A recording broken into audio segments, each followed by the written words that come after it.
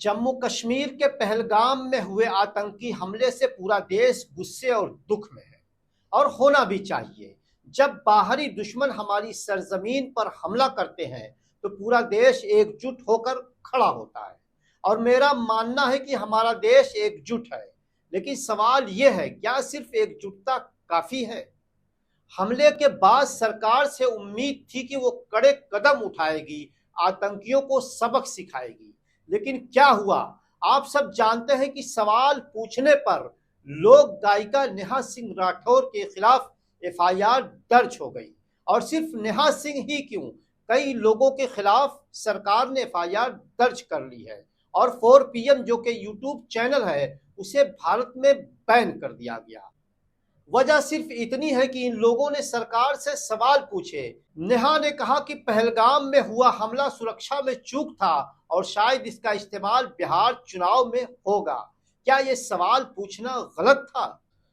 दोस्तों, मैं मानता हूं कि देश की सुरक्षा सबसे ऊपर है, लेकिन लोकतंत्र में सवाल पूछना अपराध नहीं हो सकता। नेहा सिंह राठौर जो अपने गानों से सरकारों की खामियां उजागर करती हैं, उनकी आवाज को दबाना कहाँ का इंसाफ है?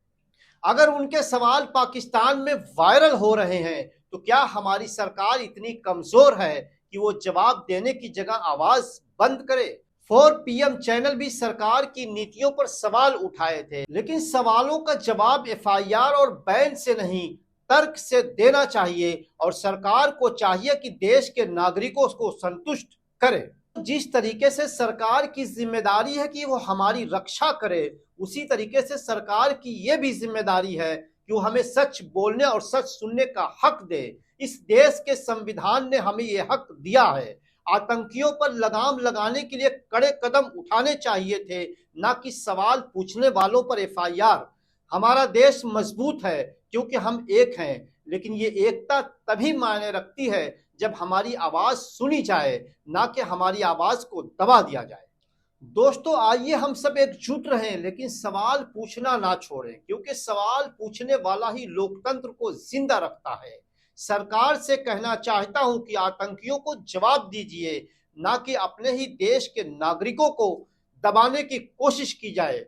दोस्तों, अगर आपको मेरी ये बात पसंद आई हो और अगर आपको लगता हो कि मैंने सही मुद्दे पर बात कही है, सही आवाज को उठाने की कोशिश की है, तो आप मेरी इस वीडियो को लाइक जरूर करिएगा। और सबसे अहम बात यह है कि आप इस बारे में क्या सोचते हैं? क्या मैंने जो कहा वो सही कहा या सरकार जो कर रही है वो सही कर रही है? अपनी राय जरूर दीजिएगा। कमेंट करके आप इस वीडियो में अपनी राय जरूर दीजिएगा और आगे मैं किस मुद्दे पर वीडियो बनाऊं ये भी मुझे सलाह जरूर दीजिएगा।